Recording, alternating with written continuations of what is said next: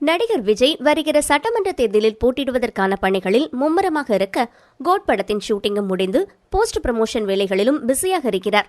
இன்னொரு பக்கம் வினோத் இயக்கத்தில் தனது கடைசி படத்தில் நடிக்க டிஸ்கஷனில் இருக்கிறார். மேலும் 12ஆம் மற்றும் 10ஆம் வகுப்பு தேர்வில் வெற்றி பெற்ற மாணவர்களுக்கும் ஊக்கத்தொகை கொடுக்கும் பணியும் பரபரப்பாக போய்க் கொண்டிருக்கிறது. இந்த பிஸி ஷெட்யூலில் விஜய் திடீரென்று தன் அப்பா அம்மாவை சந்தித்து புகைப்படம் எடுத்துக் கொண்டுள்ளார்.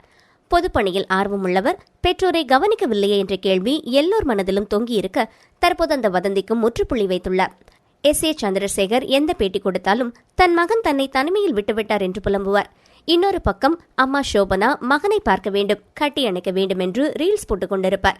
எல்லோரின் கேள்விக்கும் முற்றுப்புள்ளி வைக்கும் விதமாக விஜய் நேற்று தனது அப்பாவையும் அம்மாவையும் சந்தித்து அவர்களுடன் புகைப்படம் எடுத்துக் கொண்டார். அரசியலுக்கு வருபவர் பெற்றோரை கவனிக்கவில்லை என்ற கேள்வி மக்கள் மனதில் குடைய வேண்டாம் என்றுதான். இன்னொரு டவுட் கூட எல்லோர் மண்டையையும் குடையுது. விஜய்க்கும் அவரது மனைவிக்கும் உள்ள கருத்து வேறுபாடு காரணமாக தனிமையில் இருக்கிறார் என்ற கேள்விக்கும் விரைவில் பதில் அளித்தால் நன்றாக இருக்கும்.